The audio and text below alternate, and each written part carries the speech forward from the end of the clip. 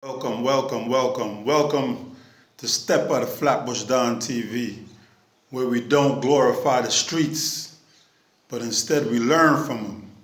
The wise learn from the mistakes of others, while the fool keep making the same mistakes over and over and over, expecting a different results.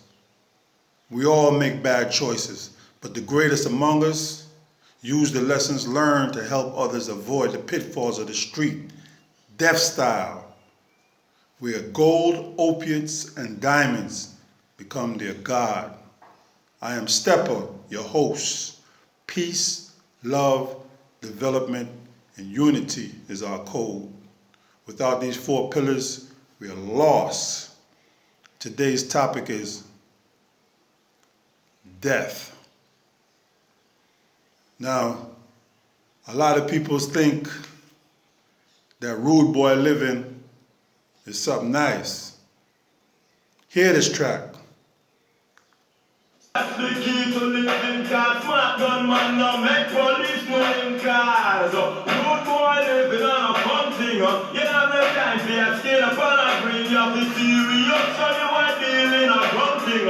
Make up your mind to fun boy, shit me virgin. Rude boy living on a bed of rose. Gun is not to show up or to pose. After green, we never hide gun and the clothes. And when you get on the road, virgin, you have to meal. I love this tune because it speaks so much truth. A lot of people don't understand that when you're in that life, that street life, that gunman life, the ones that make it out and live a little longer and maybe even retire from it or get a chance to change their outlook is the ones that have a little intelligence up there. You don't have intelligence, you're not going to live long. You're not going to last long. You have to have discipline. If you don't have discipline, you're always going to get caught slipping. You only get to make one real mistake and you're out of here. You're done. I remember I used to be in Flatbush doing my thing, but in the nighttime, I used to have a house, a crib by Sterling and Utica. That's where I used to go lay my head. My partner was the only one that really knew the location of the crib, but he never knew what apartment I stayed in. He knew the location because sometimes he dropped me off at night. And I go inside, he watched my back while I go inside. But most of the time I drove myself home. The only thing I didn't like was that the door, you had to open it from outside. The outside door, you had to open it from outside, and that was a momentary weakness where your back is to the street. That was the only thing I didn't like about that.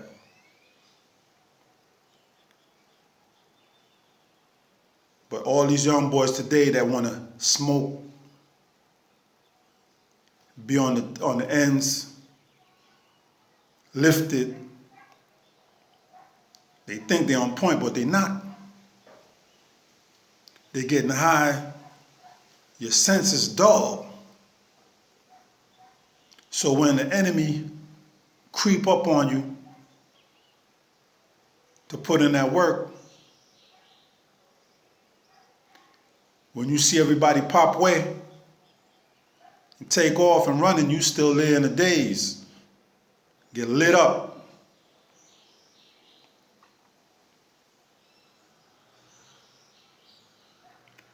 Early on, I learned the difference between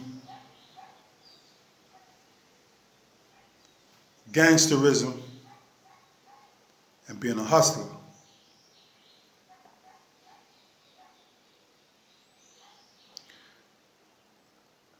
If you look at all the people who passed through Brooklyn in the early 80s or during the 80s, you could pretty much tell who was the gangsters and who was the hustlers. Most of the gangsters, if not all, have life sentences because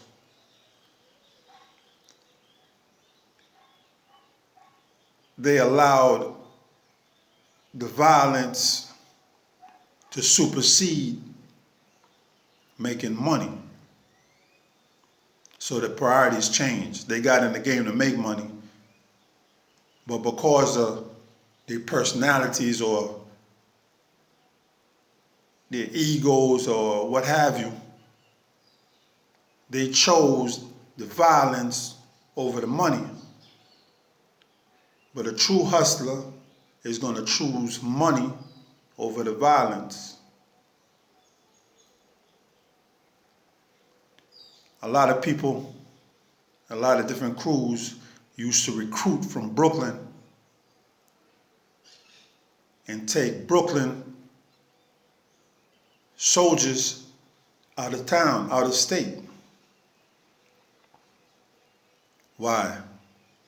Because they knew Flatbush soldiers was about putting in that work.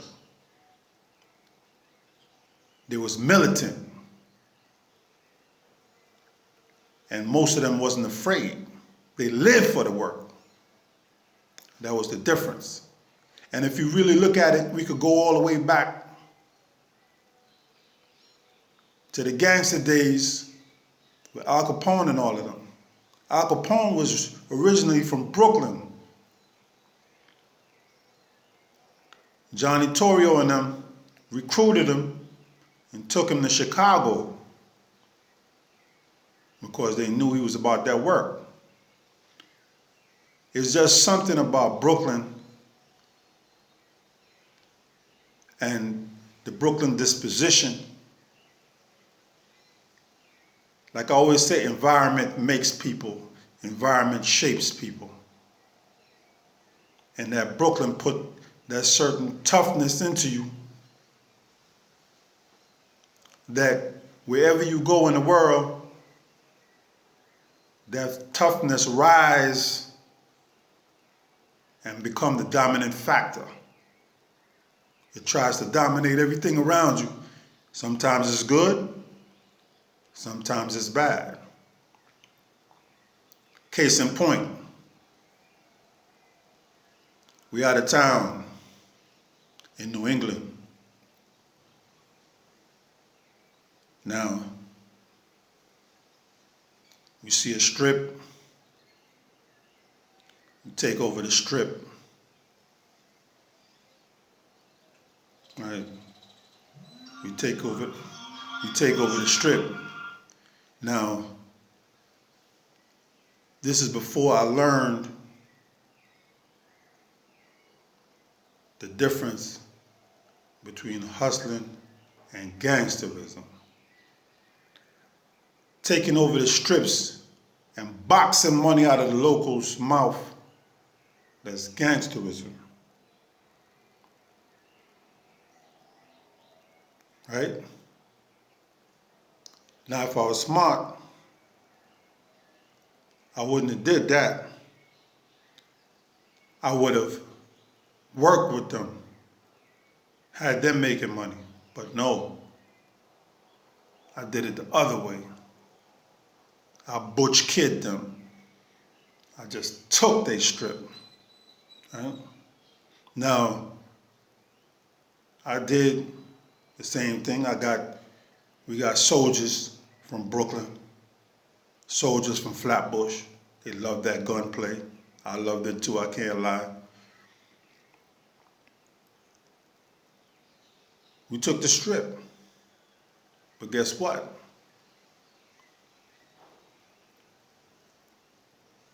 The people, the locals, had a problem They couldn't match us. They couldn't match our propensity for violence. So they had to bite their tongue. They had to swallow their pride. They had to live with the occupation that we put down on that real estate. Now, when we got contented, settled down, and we thought everything was good, everything was love, we had everything locked down,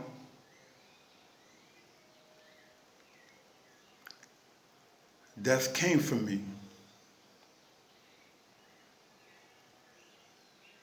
And when I said death came for me, I mean death came for me. It was around election time. And we was out on the turf, we was on the block, on the strip.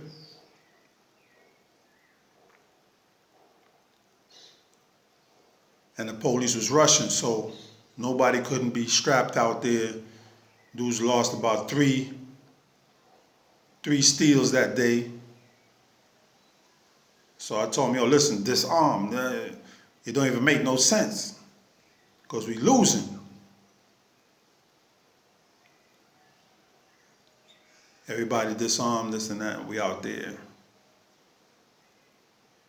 Sometimes I used to just be out there because on the strip, something was always happening. It was just live. It was, you could see the money coming in and all the different activities and this and that.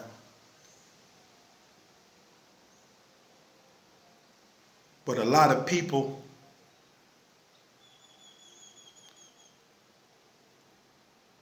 who was out there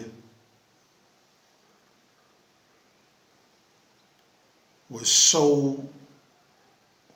they was on point, but in your mind you have things locked down. You don't really expect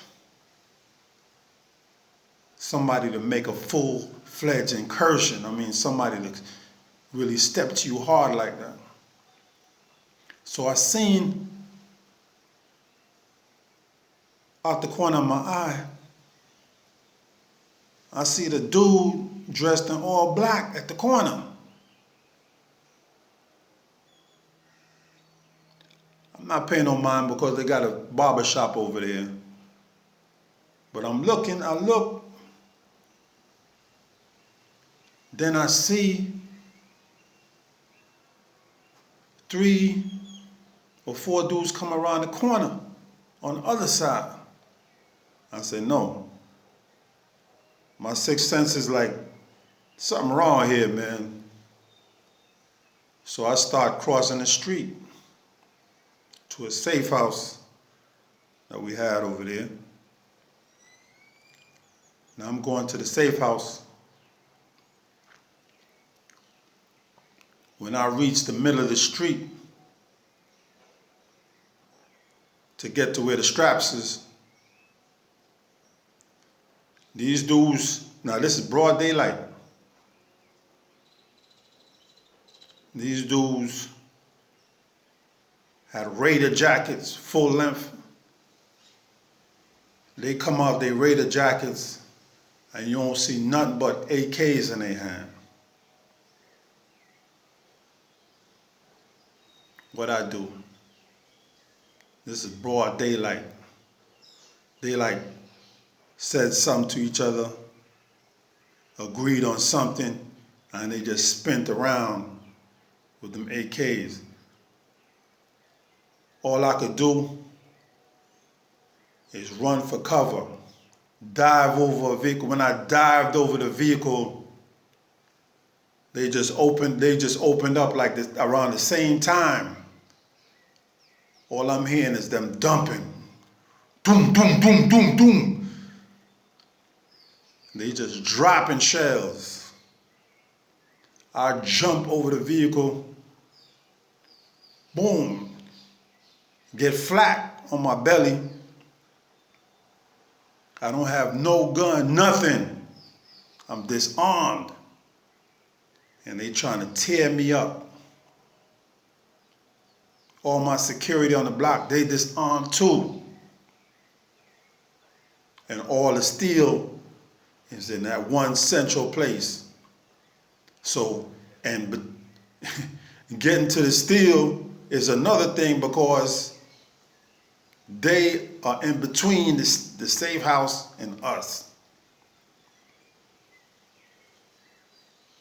I see one of my soldiers try to jump up and they tore his ass up.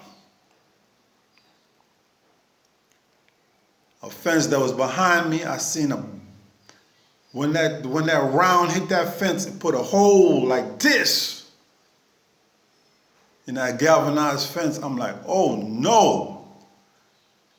So I'm rolling, they hitting gas tanks, the vehicle that I'm behind, SUV, they hitting that joint up and it's rocking like this.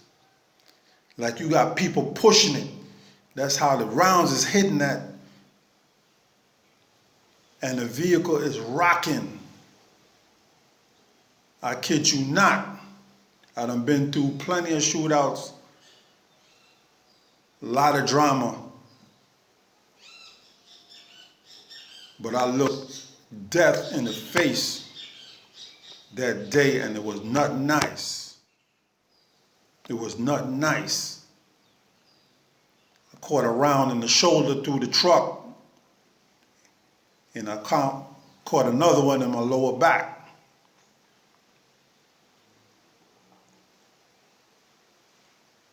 My brother-in-law at the time ran up from the side and started letting off something. And dudes started, to make a long story short, they broke out. When they broke out, they was driving down, they was just trying to hit everything. They was just letting out the windows, just trying to air out everything that's moving.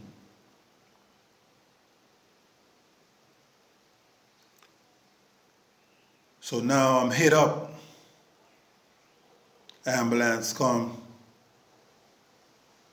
Police come. Man, you got people out there like crazy. They checking me. The news come. I go to the hospital. They checking me for wounds, seriousness of the wounds and all that. Take my clothes. So now, when this doctor checked me, he's seen I've been hit already. When they do the x-rays, they see the round is in me already. You know what he tell us? You know what he tell his contemporaries?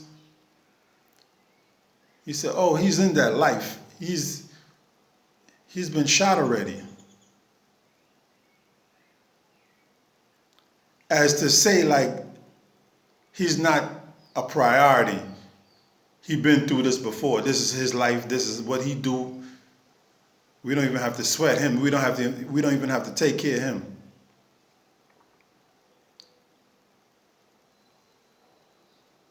It was like I was just a piece of meat.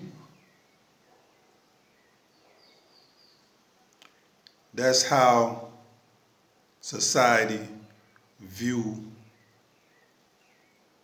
gunmen and people who disrupt the normal day-to-day operations.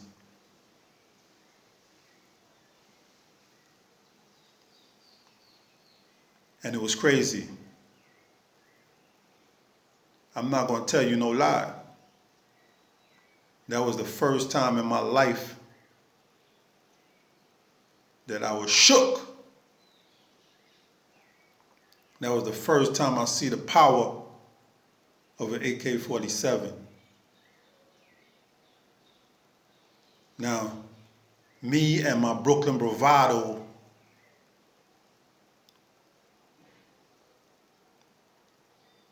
called my peoples. As soon as I knew that no arteries or I had no major damage, and they patched me up, I had my peoples bring my clothes, and I got up out of there. Where you think I went? I went back on the scene where I got hit up. And I made sure I drove around and made sure everybody seen me to instill in their mind that whoever sent that to me, they didn't do nothing. I was defiant. I didn't do nothing. Now, another sane individual, they would have called it a rap. Yo, it's a rap. I'm getting out of here. Let them keep that. I'm out.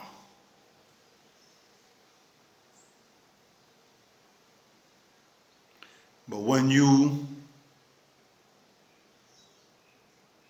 have that false bravado that you're invincible, or you got that big ego that nobody can do this to you, then you're going down the wrong road. They could have took my life that night. They could have took my life. They could have ended my life right then and there. The only thing that saved me, I'm not religious, but the only thing that saved me was that what I knew, my tactics. Every time they tried to hit me up, I was rolling, and I knew that a moving target was hard to hit. So it's all about what you know.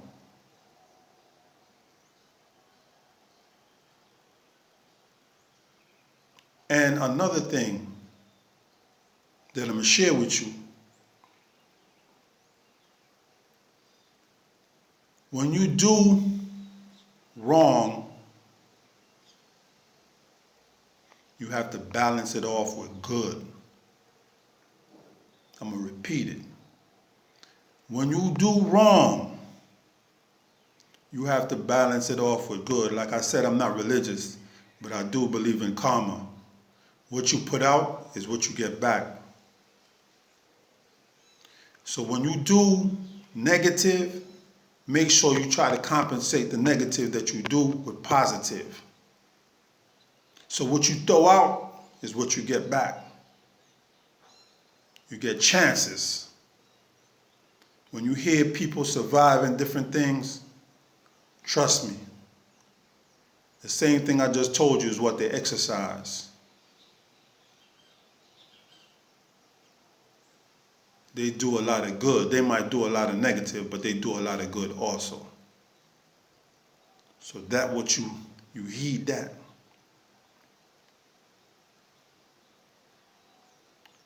I don't smoke, I don't drink, because I know I got to keep my mind sharp.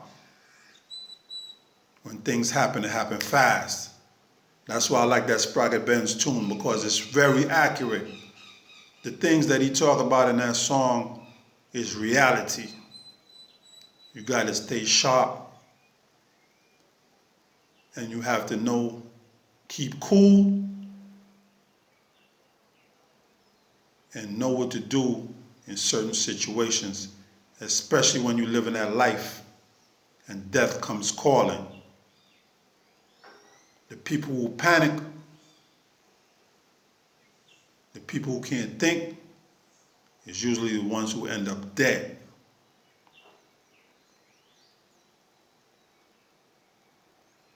Think about that.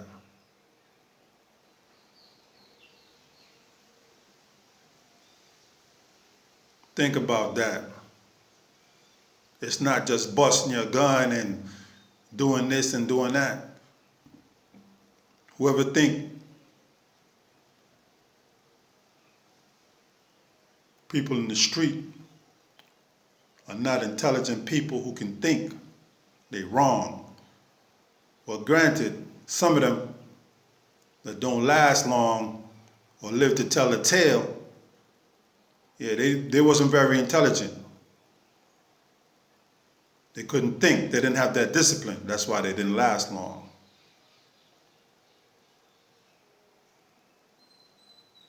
Like I said, my name is Stepper. I'm not here to glorify anything.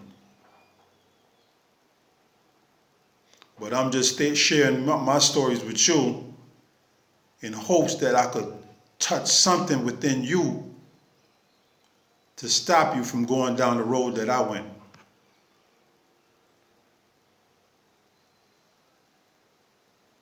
I'm here to, I live to talk, I got the chance to live to talk about it. And because I got a chance to survive what I went through,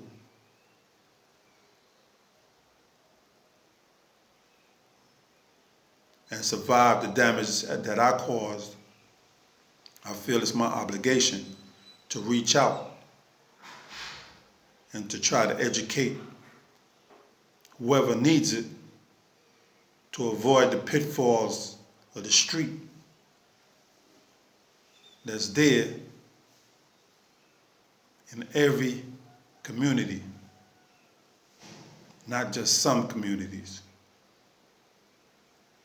All our communities, wherever they are, we face the same challenges that we have to overcome if we are going to survive. Environment shapes you.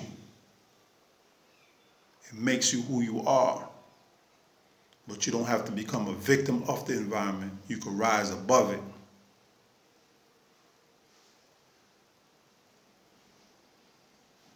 Rude life, bad boy life is not a bed of roses. It's rough. It's lonely. You don't know who to trust.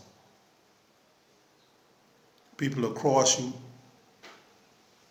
on a moment's notice. You can only trust yourself and what you know, and the relationships that you build with people, good people, moral people, people that have standards. A person without standards cannot be trusted. Peace. This is your brother, Stepper. One love.